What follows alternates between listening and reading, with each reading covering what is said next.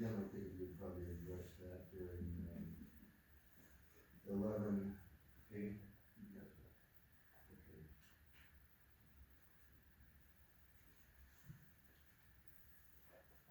Other comments? Ron? It'll be short. I just would like to see what can be done, like Please state town, your name and Bernard address. Railball, Thank you. the address, Yes, please. 8634 Fredericksburg Road. Thank you. I'd like the town to look into their own zoning, let the attorney look into it, the board look into it, other municipalities have done it. Bloomfield is, you know that was mentioned last meeting. There's other places, have the ETZ zoning, which is basically the outside territorial zoning like Elkhorn, Fontana, Williams Bay. And I'd like the town to look into having our own zoning taken away from county. So we can get something straight. Thank you. Thank you, Brian.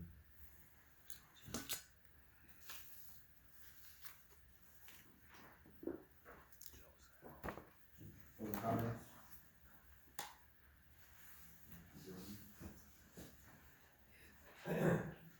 Joe Jones, Fairmont, you know that over, first off, I just wanna thank the board from late last year for agreeing to put financial statements, and Kim, thanks for putting them in the packets. What I was looking for, I spent $23 to get 2 years worth of, financial statements that should have been in the packets for the past 2 years, so it's a little frustrating. I've looked at January's and I've looked at February's, and January's provided November. This month is December 31st, but the detail is not in. I thought we had agreed every quarter there would be the detail, right?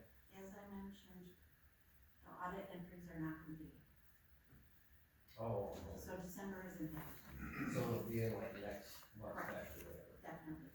All right, well, that's, I just wanted to bring it, because I didn't wanna wait to see it not be shown, and then, that's all I had, thank you. Thank you.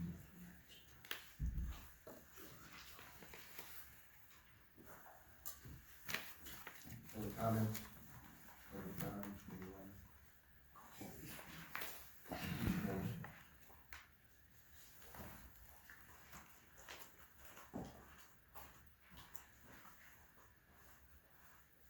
Can I hand out a couple handouts before you start the clock? Yeah. And maybe if you want to remember to, Thanks, John. John Stuss. I'll second it. Okay, thank you.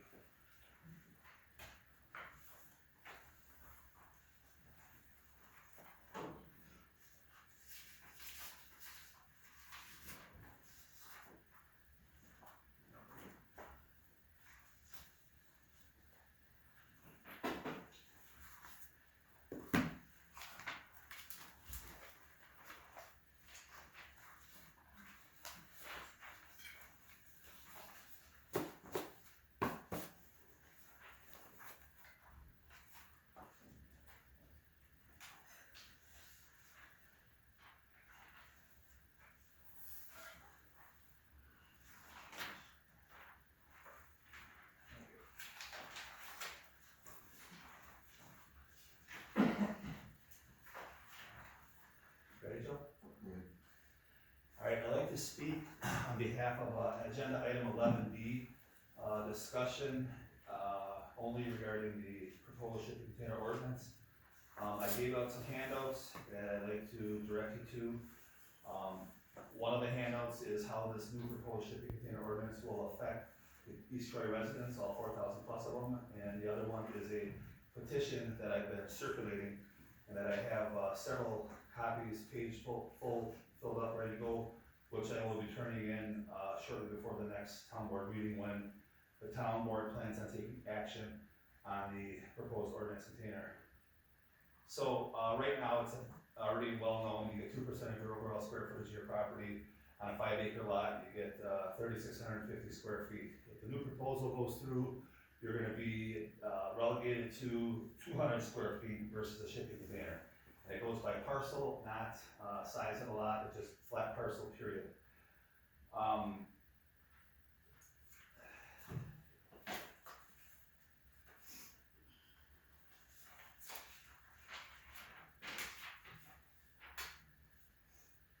I did an open records request to the town of East Troy. I spent $69 and some change to find out over the past 5 years how many complaints we've had in the town of East Troy regarding shipping containers. And when I got an open records request back, I found out that there were 0 complaints regarding shipping containers in our township over the last 5 years. So this brings me to the reason, why are we enacting an ordinance that we don't have any complaints or problems on? So I know that the only person that's been out to the Georgie property has been Attorney Mills. And obviously he's on the board, he's the town attorney. So what I'd like to do is I would just like to direct the board here to my tablet, and I'd like to show the layout of what's going on here. So this right here is St. Peter's Road, this right here is Stringer's Bridge Road, this back here is the 52 acres that Pete Acker owns behind us, and this property right here is the property that Barney Baum owns, and his house is right here. Now, there's 11 acres between this line here, lot line, and this one here. There's a 30-foot height difference between this property line here and this one right here. So basically, if you're standing down on this property here and you look up here, you can't see anything going on this property up here. The shipping containers on this property are right here. Okay, there's a heavy, about a 50-foot high tree line right here. There's a tree line back here. There's a tree line right here. The only person that could possibly see something is our neighbor to the south here, but you have to walk way up to the back corner of his lot, and there's also a heavy tree line right here. So if you're driving by, or driving around the town, and you're trying to visually see where these containers are, you basically can't see them. Now, if you're driving a drone, if you're flying a drone nearby, you will see the containers. So, I wanna bring up another picture here. Kind of the driving force behind a lot of this shipping container ordinance happens to be the gentleman sitting in the back of the room there. And here is a picture of the gentleman sitting in the back of the room with his camera right here in his hand, and then he's walking on our neighbor's 52 acres behind us, walking through the woods, taking pictures of a property that's 30 feet higher than the elevation of his property. So here's my question. Why are we gonna enact a shipping container ordinance when you don't have a problem? Why are we gonna come after 4,000 people when there is no problem? Why are we letting one person drive the bus to have a container ordinance that's gonna affect everybody? It doesn't seem fair to the rest of the 4,000 people what's going on. Thank you. Thank you. Certainly, read what you presented. Pardon? I'll certainly read what you Oh, presented. yeah, thank you.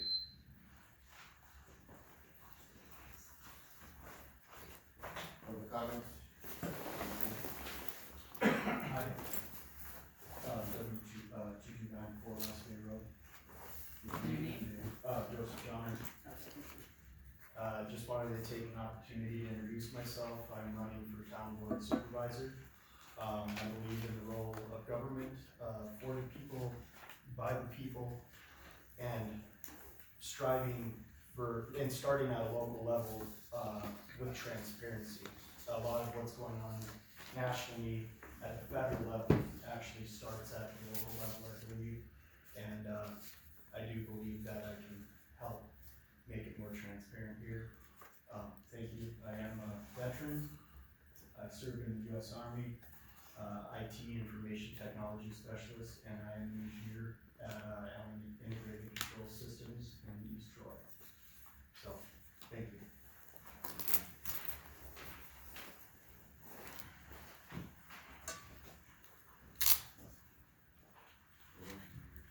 Carla Georgie, North 8590 Stringer's Bridge Road.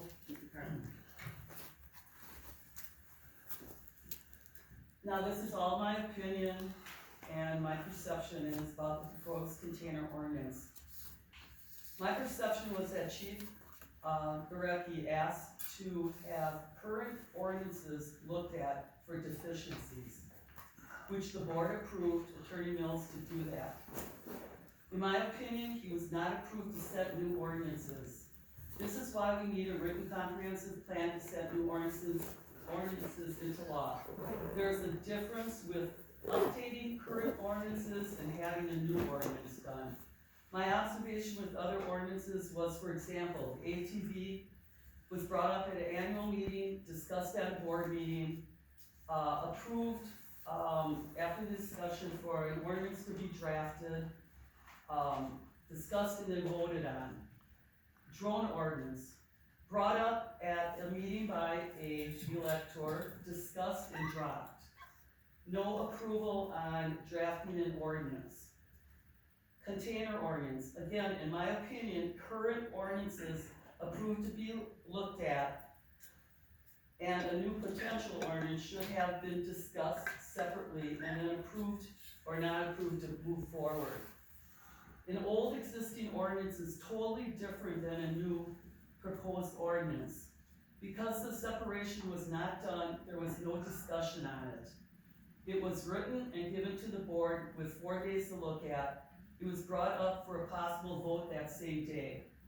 In my opinion, because of the ordinance being written first with no discussion, caused a lot of backpedaling and total confusion.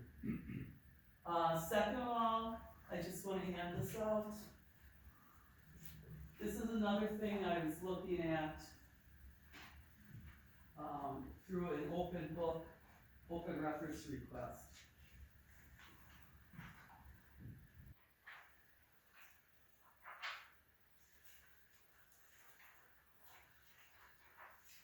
Oh, I don't have one for you. Okay, so this is done with my curiosity on employee codes of conduct. From an open record request, I found out there is no employee manual. The Village of East Troy has one, and McGuanago has one. I'm sharing with the board an example of a code of ethics done by another township that the board should consider. There is a code of ethics with the town currently, but in my opinion, there are deficiencies. I highlighted some important facts with code of ethics that I think should also be considered to be added. Just for example, town council members should treat other council members and the public with respect and should honor the opinions of others, even with the council members when they disagree with others' opinions. Town council members should respect and comply with the law and should conduct themselves at all times in a manner that promotes public confidence in the integrity of the office of the town council and the town government. In other words, town council members should be held at higher standards even if they're considered private citizens. Thank you. Thank you.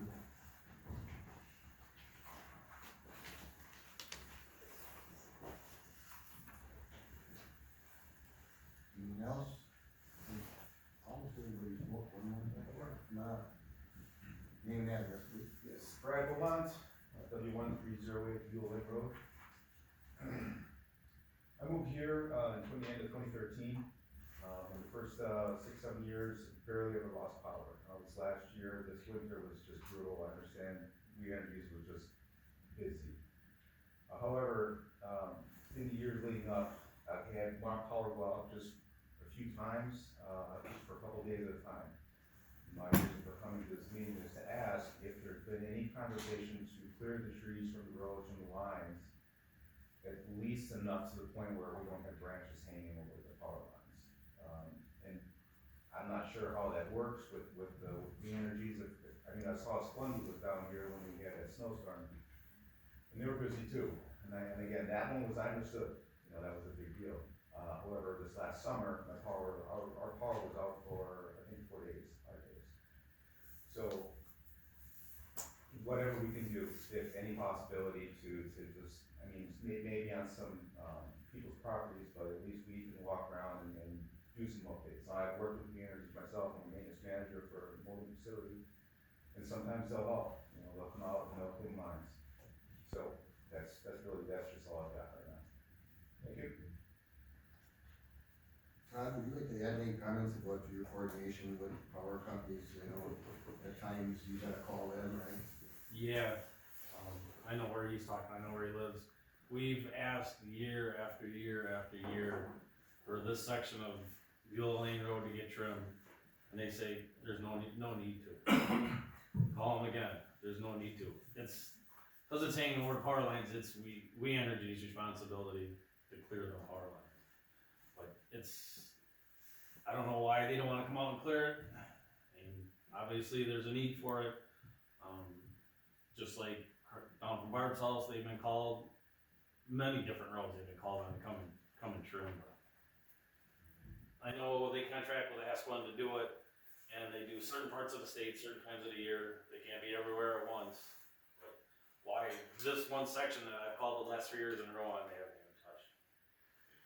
My experience with, power companies is the larger lines, Transmission lines. 138 TV and up, they're all over that. Yeah.